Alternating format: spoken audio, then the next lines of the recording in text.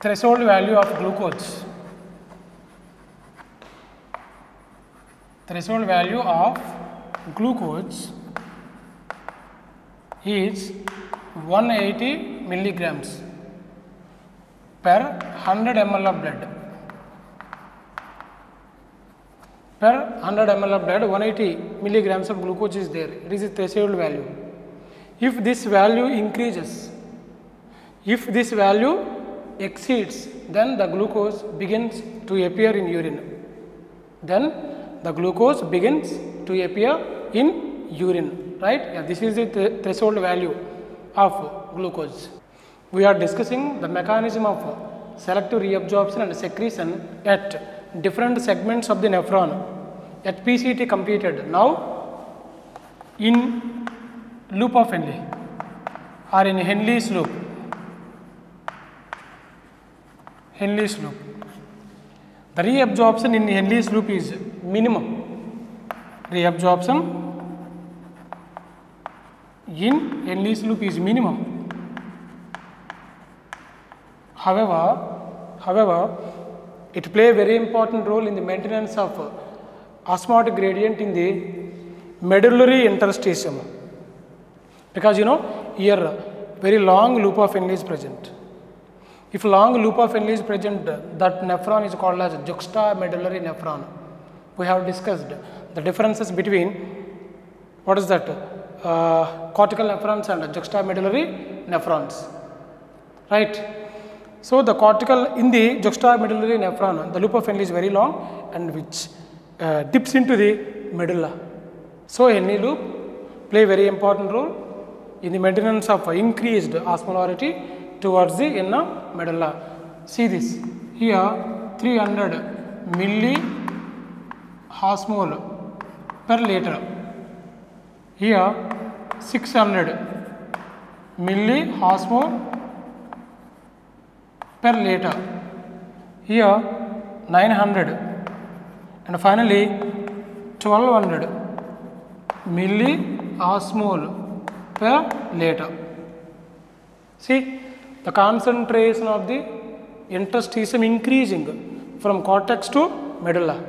In the cortical fluid, what is the osmolarity? 300 milliosmol. But in the inner medulla, what is the osmolarity? 1200 ml. So 4 times greater. Here 4 times increased osmolarity seen in the inner medulla. This kind of osmolarity is increased by the, what is this?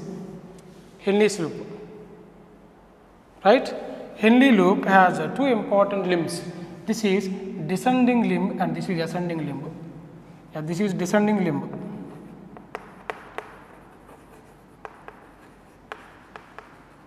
Descending limb of what is this? Henle's loop. And this is ascending limb. The ascending limb has again 2 segments. This is thin segment. Thin segment and this is thick segment. Descending limb means higher to low, ascending limb means low to high. Both the limbs are connected by a curved base. A curved base. It looks like U-shaped or hairpin-like. Hairpin-like or U-shaped. So in the descending limb, come to the descending limb, very important description. The descending limb is permeable to water. It is permeable to water. So many times this question was given in the previous exams. It is permeable to water but almost impermeable. Almost impermeable to electrolytes like sodium chloride. So here water is reabsorbed. Water is reabsorbed from the filtrate. See, the filtrate passes like this. It passes like this. As a filtrate passes through the descending limb of loops of Henle, the water is reabsorbed by passive transport. Water is reabsorbed by passive transport from the renal tubule into the medullary interstitial fluid. Medullary interstitial fluid. So as the water is reabsorbed, the solute concentration increases. So the concentration of the filtrate going to increase. See here 300 ml, but here 1200 milliosmol per liter. The concentration is going to increase towards the inner medulla because of what is this? Loop of Henle. The descending limb is permeable to water but impermeable to electrolytes. No reabsorption of electrolytes like sodium chloride, but only water is reabsorbed. When water is reabsorbed, the solute becomes concentrated towards the inner medulla. Right. Now come to ascending limb of loop of Henle. The ascending limb of loop of Henle has two important portions: proximal thin segment, distal thick segment. Proximal thin segment, distal thick segment. In the proximal thin segment, sodium chloride is reabsorbed by passive method, passively. But whereas in the thick segment, sodium chloride is diffuses out by active method. Very important thing, active method. This is descending limb and this is ascending limb. The ascending limb of loop of Henle is impermeable. It is impermeable to water but permeable to electrolytes like sodium chloride. That is the reason why only sodium chloride is reabsorbed but no water reabsorption. So water is there, electrolytes are moving out, diffuses out. So as the filtrate moving towards the outer cortex, the concentration decreases. The filtrate becomes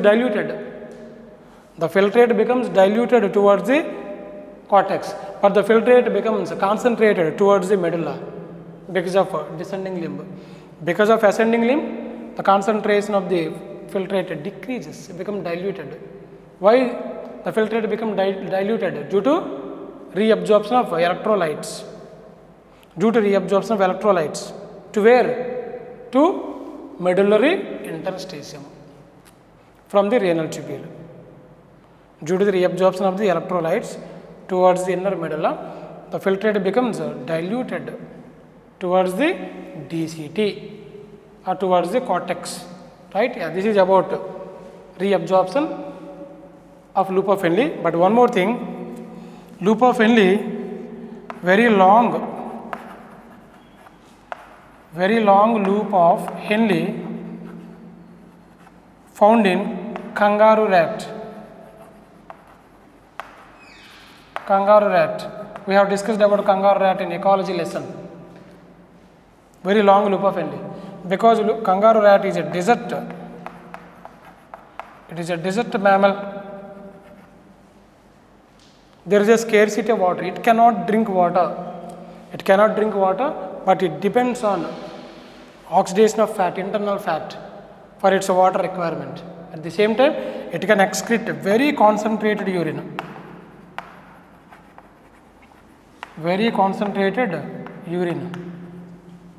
You know, the excreted urine is 18 times more concentrated. 18 times more concentrated than blood. So that much of concentrated urine excreted by the kangaroo rat, because it is a desert mammal, it cannot drink water. It depends on the oxidation of internal fat for water requirement. So long loop of Henle is present. And one more thing, the loop of Henle play very important role in the concentration of urine. Very important bit.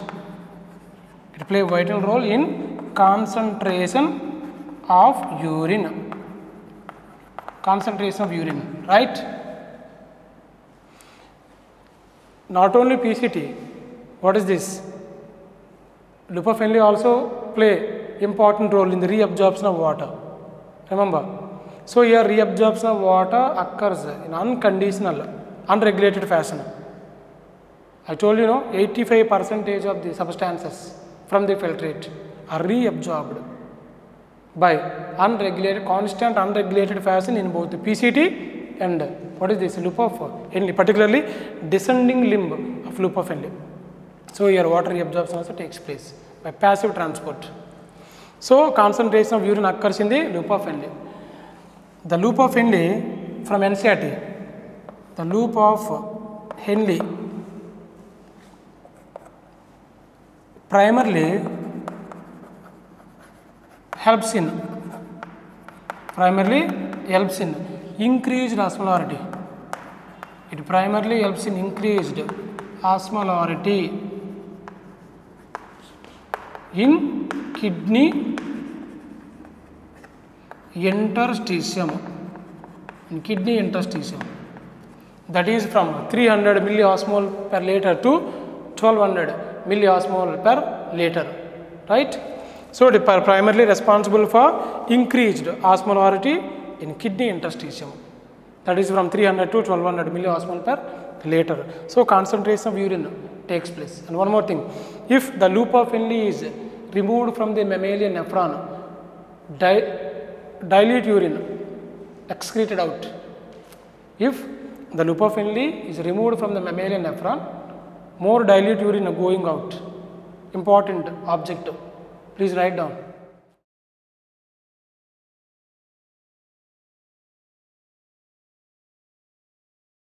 Now mechanism of reabsorption and secretion in distal convoluted tubule. This is a distal convoluted tubule, DCT. This region. The distal convoluted tubule also highly coiled, highly convoluted structure. PCT, DCT generally called as a convoluted tubules. Both the convoluted tubules are present in a cortical region of kidney. Cortical region, very, very important objective. Right? Reabsorption. What kind of substances are reabsorbed in the DCT? The tubular epithelial cells of DCT are smaller than those of PCT. Here cuboidal, breast-bordered cuboidal epithelium is present. PCT also lined by cuboidal epithelium but lack microvilli. So which tells that it do not play much role in reabsorption. It do not play much role in reabsorption because the tubular epithelial cells are very smaller and they lack microvilli. But cuboidal epithelium is present. In the DCT, the reabsorption is conditional reabsorption. Conditional or facultative. Facultative reabsorption. Remember. But at PCT, obligatory reabsorption. Mandatory reabsorption, but here facultative or conditional reabsorption takes place. Here reabsorption of water is variable, depends on the various conditions. If a body needs water, reabsorption takes place. If more water is there in the body, what is going to eliminate, excrete out from the body? No reabsorption. So here reabsorption of water is variable depending on various conditions. Remember, here conditional reabsorption of water, particularly water reabsorption, is promoted by ADH, anti-diuretic hormone. Anti-diuretic hormone. This anti-diuretic hormone. So in DCT, the reabsorption of water occurs by the ADH hormone. This anti-diuretic hormone prevents diuresis. We will discuss later about diuresis.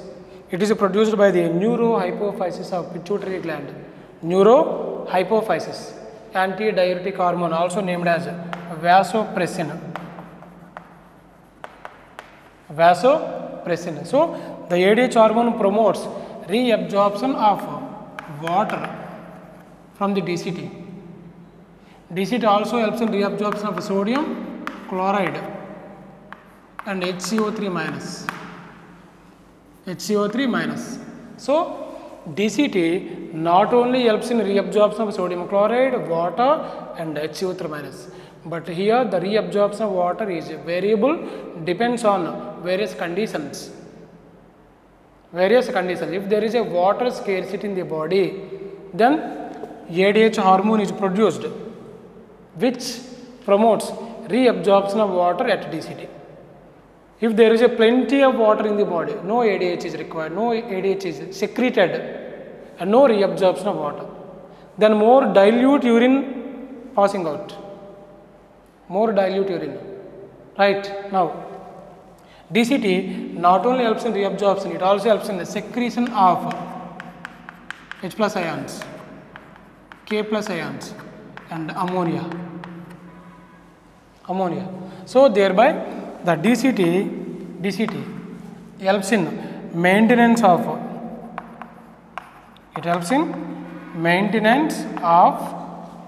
pH and ionic balance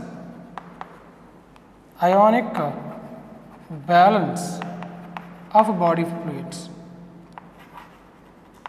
pH and ionic balance of body fluids. At the same time, it also maintains sodium and potassium concentration. Concentration means balance. It also maintains sodium potassium balance. Which part of the nephron play a role in the maintenance of sodium potassium balance? DCT, important objective from NEET point of view, NEET exam point of view, right? So sodium potassium balance is maintained by the DCT. Sodium is reabsorbed and potassium is secreted. So it helps in reabsorption and secretion. Tubular secretion play important role in the maintenance of pH and ionic balance of the body. But remember, secretion, tubular secretion, important objective. Tubular secretion occurs by active transport. Active transport in all the segments. In all the segments of nephron, tubular secretion occurs by the active transport. Active transport means it occurs against the concentration gradient and requires energy.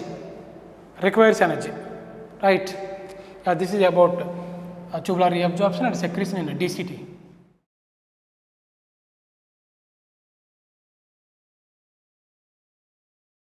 Now tubular reabsorption and secretion in collecting duct. CD. This is the collecting duct. This collecting duct extends from the outer cortex to the inner medulla. Outer cortex to the inner medulla, it extends. Collecting duct. The collecting duct is not a part of a single nephron. It is a cluster of DCTs. Many DCTs are clustered to form a straight tube-like structure called collecting duct. In the collecting duct, more amount of water is reabsorbed as like DCT. So here the reabsorption of water also occurs by facultative reabsorption. It is also facultative reabsorption as like what is that? DCT. This reabsorption of water also promoted by antidiuretic hormone. So large amount of water from the filtrate is reabsorbed from the like this, reabsorbed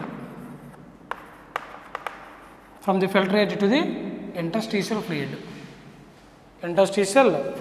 Right. Now DCT not only helps in reabsorption of substances, it also helps in maintenance of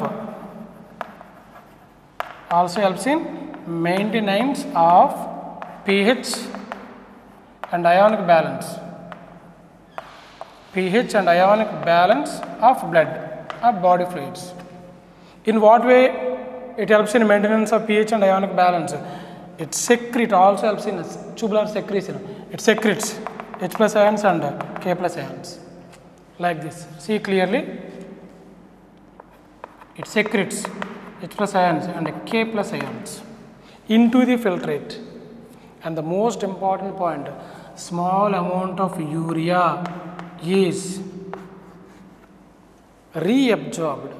Small amount of urea from the collecting duct is reabsorbed into medullary interstitium. Water is reabsorbed, small amount of urea also reabsorbed. What is the role of urea? This reabsorbed urea maintains desired osmolarity in the medullary interstitium. It helps in maintenance of desired osmolarity in the medullary interstitium. So urea is diffused out, water also diffused out. At the same time, to maintain pH and ionic balance, H plus ions and K plus ions are secreted. H plus ions and K plus ions are secreted. So like this the urine passes. So after the absorption of water, so till now we are using one word that is called as a filtrate, that is primary urine. After reabsorption of water, the filtrate in the collecting duct is called as urine. Now that is called as urine. Urine may be dilute or may be concentrated. It depends on the body needs. If a body requires more water, concentrated urine is excreted out. Right? If there is more water availability in the body, then dilute urine goes out. So the composition of urine varies depending on the situations, depending on the conditions. Are you understand? So like this, PCT, DCT and the collecting duct. What is this? This entire part is called as a collecting duct. Play very important role in the maintenance of a pH and ionic balance of body fluids. But Henle loop do not play any role, right? But the concentration of the urine occurs in the Henle's loop. This is about what is the osmolarity. In the cortex 300 milliosmol per liter, but in the inner medulla 1200 milliosmol per liter.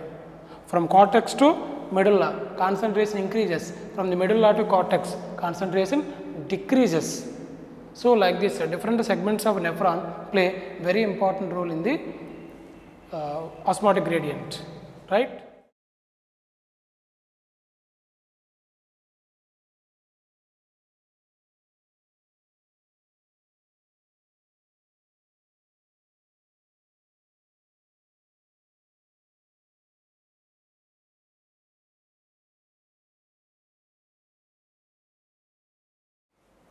Now during summer season, vasopressin means ADH. ADH concentration is maintained at higher level. Is maintained at higher level. Why? The reason is body requires more water.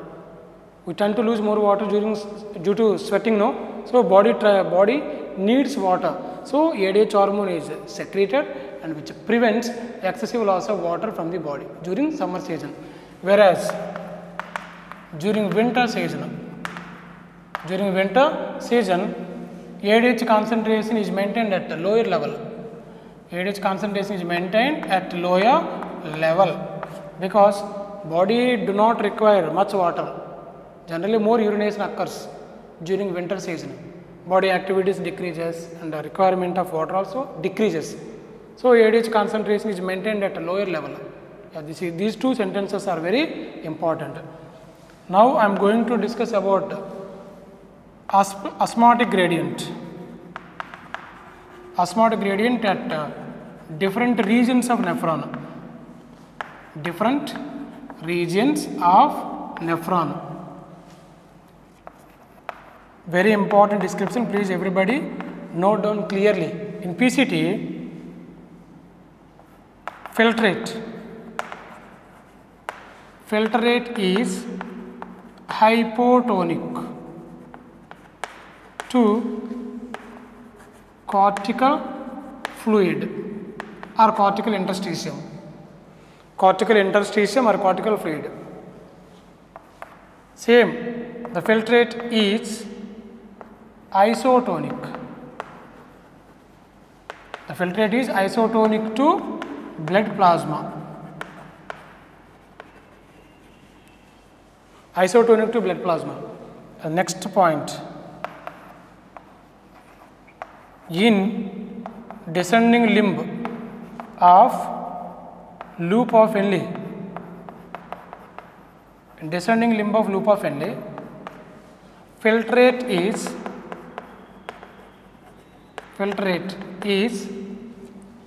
hypertonic.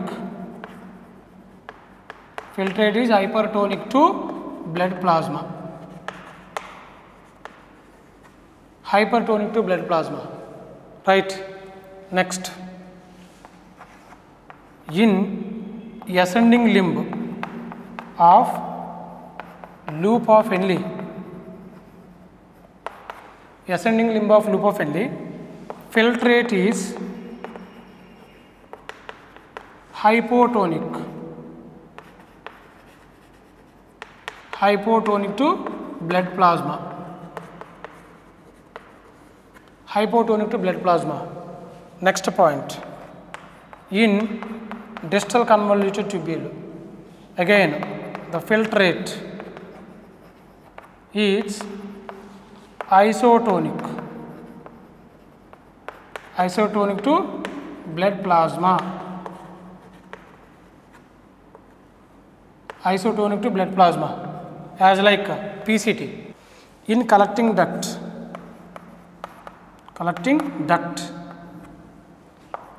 urine is isotonic. Urine is isotonic to medullary interstitium. Medullary interstitium means medullary fluid. This is cortical interstitium, this is medullary interstitium. But urine is hypertonic. Urine is hypertonic to blood plasma. Hypertonic to blood plasma. Very important description. What is hypotonic? You know, the concentration of the filtrate is less than the cortical fluid. Means more concentration is there in cortical fluid. Isotonic means equal. The filtrate concentration is equal to the blood plasma. Equal, isotonic means. Here, same. The filtrate is hypertonic to blood plasma. Compared to the blood plasma, more concentration is there in filtrate in descending limb of loop of Henle. But in ascending limb, again hypotonic to blood plasma. Less, hypotonic means less concentration than blood plasma. Descending limb also same. Descending limb isotonic as like PCT. Equal concentration to blood plasma. But in collecting duct, I told you know, after conditional reabsorption or facultative reabsorption by ADH, the primary urine is called as urine. It is a final product which is going to excrete. Urine is isotonic to medullary interstitium but hypertonic to blood plasma.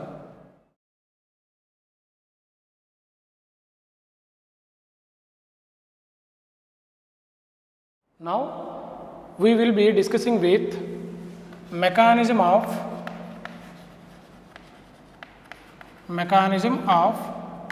concentrate. Mechanism of concentration of filtrate.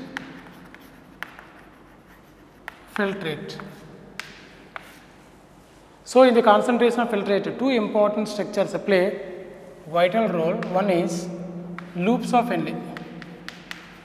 loops of Henle and Vyasa recta. Vyasa recta. What is Vyasa recta and what is loops of Henle? Loops of Henle is a part of nephron, but Vyasa recta, it is a part of a peritubular capillary, a minute vessel which surrounds the loops of Henle is named as a Vyasa recta. We discussed previously. Vyasa recta is well developed in juxtamedullary nephrons, but reduced or absent in cortical nephrons, right? Come to the diagram.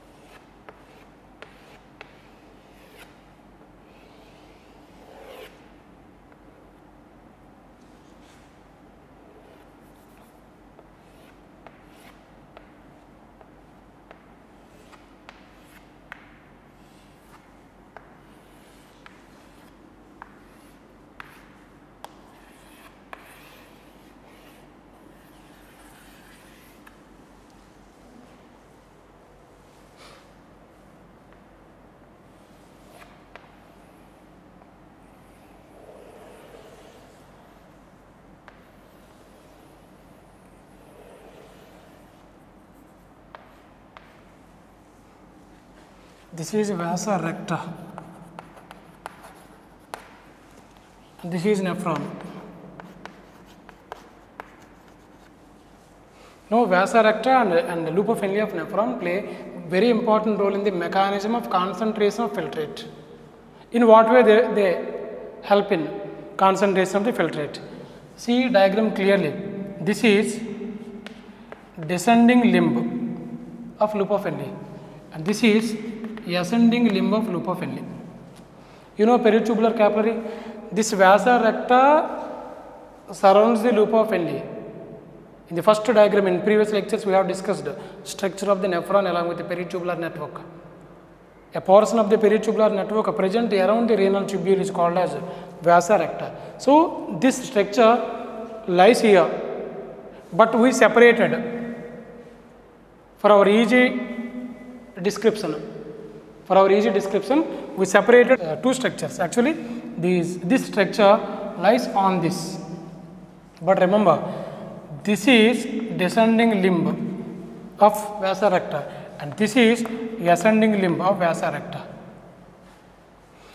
In the loop of Henle, the flow of renal fluid occurs in opposite direction. See the diagram. In this case, the filtrate moving like this, but in this limb, filtrate moving like this. You know, thus forms a counter current flow. Counter current flow means opposite flow. The passage of filtrate through the descending limb and the ascending limb of loop of Henle occurs in opposite manner, in a counter current manner. Actually, in this mechanism of concentration of urine, counter current mechanism play very important role. Counter current mechanism.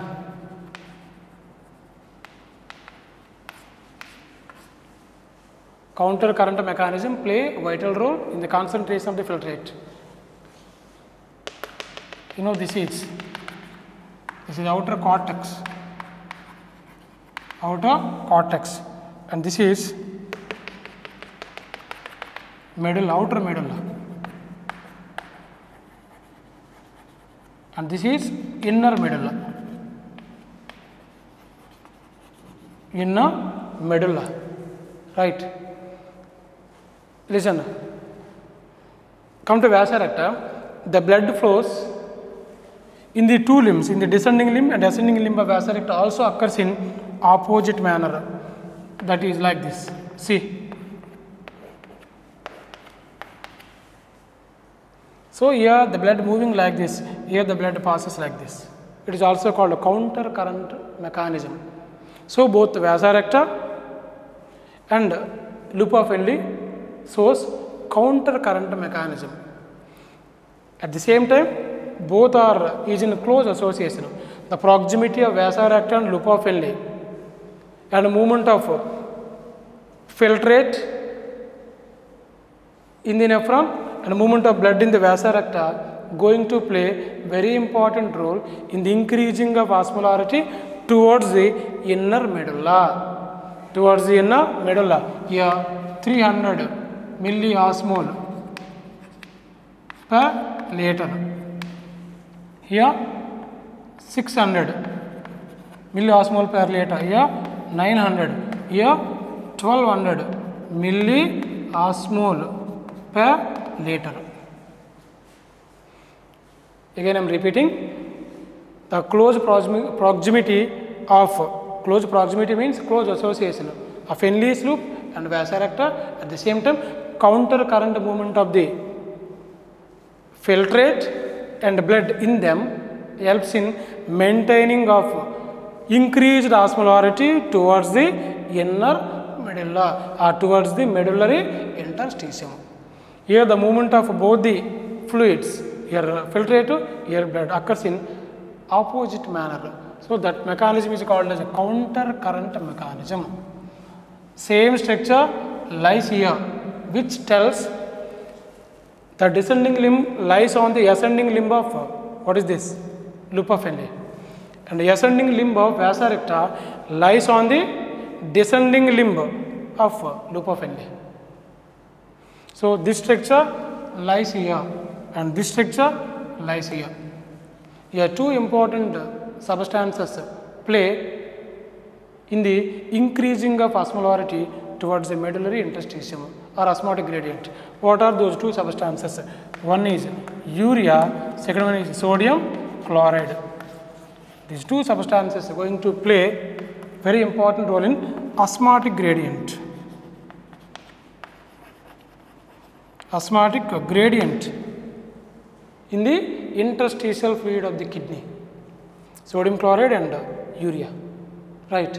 Now I am going to explain how these two substances are reabsorbed and secreted at loop of Henle, at vasa recta, right. As you know already, the ascending limb of loop of Henle is permeable to sodium chloride. See, so the sodium chloride is reabsorbed like this. Is reabsorbed. Arrow mark indicates movement of substances or direction of the substances or direction of the movement. Arrow marks. So the sodium chloride is reabsorbed at ascending limb of loop of Henle, which is secreted. See, arrow mark, which is secreted into descending limb of vasa recta, because this limb lies here. The sodium chloride reabsorbed at ascending limb of loop of Henle, it is secreted into descending limb of what is this? Vasa recta. Are you understand? At the same time, again the sodium chloride is transported back. Sodium chloride is transported back at the ascending limb of vasa recta.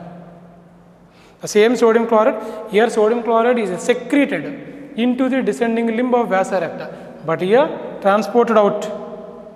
Sodium chloride is transported out at ascending limb of vasa recta, transported out into interstitial fluid. Remember, first of all, some of the molecules are diffused out or reabsorbed into the interstitium. From interstitium goes to the vasa recta. Secretion occurs from the vasa recta into the interstitial fluid, then into the tubule, filtrate. Understand? So here movement occurs from the filtrate and blood across interstitial fluid. First absorbed into interstitial fluid, from interstitial fluid to blood vessels. Blood means vasa recta. Through vasa recta only blood passes. Understand? See the concentration. Here 200 milliosmol, 300 milliosmol, 400, 600, 800, 1000 and 12,000. Again 1000, 9,000, sorry not 1000, 900, 800, 600, 400 and 300. Here the concentration of the filtrate increasing from cortex to medulla. Here from the concentration of the filtrate increasing from cortex to medulla and decreasing from medulla to cortex. Decreasing from medulla to cortex. The same values here also. Same 300 milliosmoles, 400, 600, 800, 1000, 1200, 1000, 900, 800, 600, 400 and 300. So osmotic gradient is maintained between the blood and what is that? Filtrate. Osmotic gradient is maintained between the filtrate of Henle's loop and blood of the vasa recta by two important substances. One is urea, second one is sodium chloride. Right? There is a little concentration difference between the filtrate of Henle's loop and blood of vasa recta. Little concentration different. That difference drives the movement of substances from Henle's loop to vasa recta, from vasa recta to Henle's loop. Are you understand? Same concentration is there, but there is a little difference at the different segments of vasa recta and Henle's loop. Right? So like this concentration occurs, concentration of the urine. Now listen. Later the filtrate enters into the collecting duct. In the collecting duct, see, small amount of urea from the medullary interstitium is secreted into ascending limb of loop of Henle. Small amount of urea. That loop of Henle, that urea travels through the ascending limb of loop of Henle, enters into the DCT, then into the collecting duct, again transported back. See. So small amount of urea is reabsorbed and secreted, which maintains desired osmolarity in the medullary interstitium. Like this, as the urea is secreted out, the urine become more concentrated. Because more concentrated. But from the concentrated urine, the urea is secreted out. Now, in the medullary interstitium, more concentration is seen than the urine. Here higher concentration, here high concentration, here low concentration. As I told you, the urine is isotonic to medullary interstitium. So, but initially here higher concentration, here low concentration. That is the reason why water is reabsorbed. Water is reabsorbed from the urine into medullary interstitium from low concentration to high concentration. So this kind of increased osmolarity play very important role in the reabsorption of water from the collecting duct. Thereby concentrated urine is produced. Concentrated urine. Are you understand?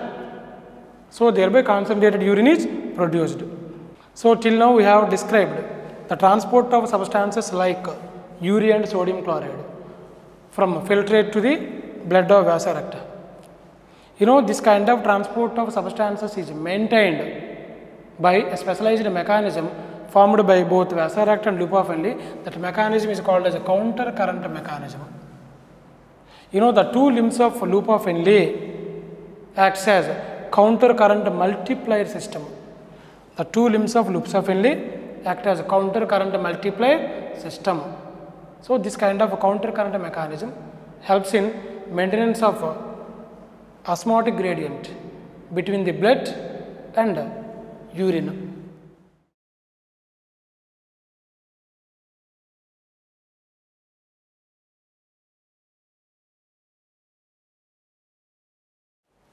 If liver is removed,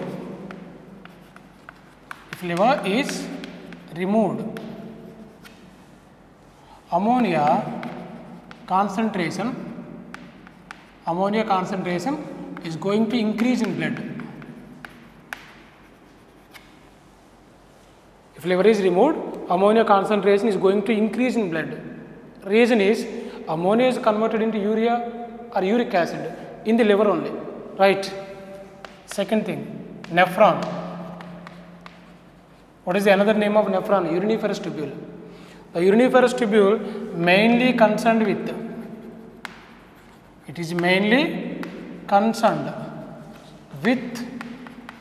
removal of urea.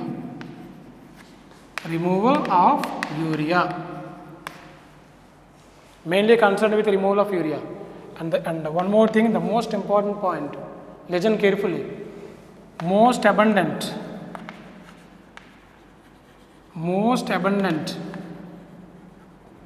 harmful and universal waste product.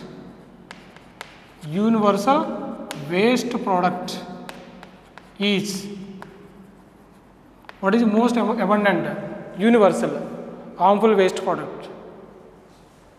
It is carbon dioxide. Carbon dioxide is the most abundant, harmful and universal waste product, not ammonia, not urea, not uric acid. Because the production of nitrogenous substance vary among different animals, but every organism produces carbon dioxide, mostly by respiration process, either anaerobic or aerobic respiration. Most of the organisms going to produce carbon dioxide, so it is the most abundant, harmful and universal waste product, right? And next part we are going to discuss, that is osmoregulation. What is osmoregulation? Osmoregulation means maintenance of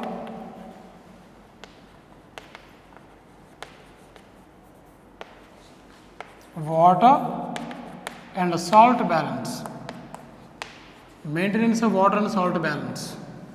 The main concern of this lesson, excretive products and their elimination, is to deal with the maintenance of homeostasis of organisms' water content.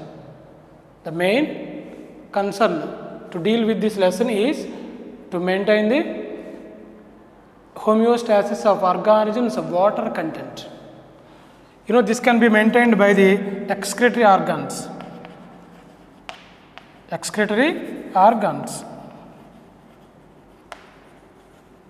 Osmoregulation is maintained by the excretory organs like kidney and skin.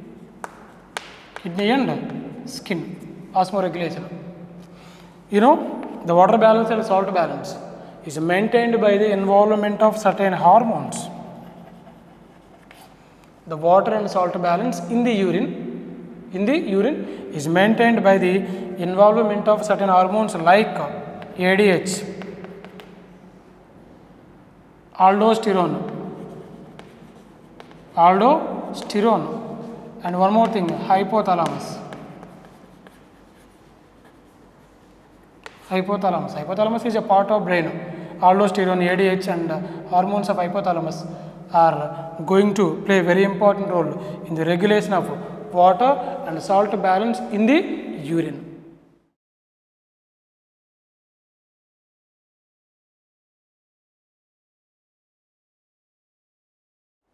Okay students, please go through the video, watch carefully and write running notes. Thank you.